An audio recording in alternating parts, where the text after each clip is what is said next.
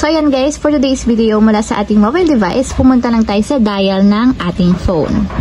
And dito guys sa dial, ita-type lang natin or the-dial natin is asterisk 143 number sign or hashtag and then call. And then dito naman guys, may magpa-pop up na option. So piliin nyo lang dito yung Go Extra. So nasa number 2 siya. Kaya ang ita-type natin is number 3. And then after yung ma-type, tap natin yung send. And dito guys, piliin lang natin yung number 1 which is yung Go Extra 99. So para ma-subscribe tayo, yun yung pipiliin natin. So type number 1 and then send.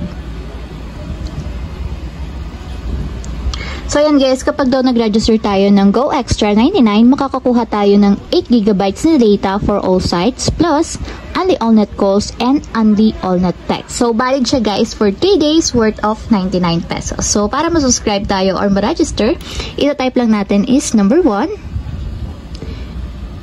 and then tap send.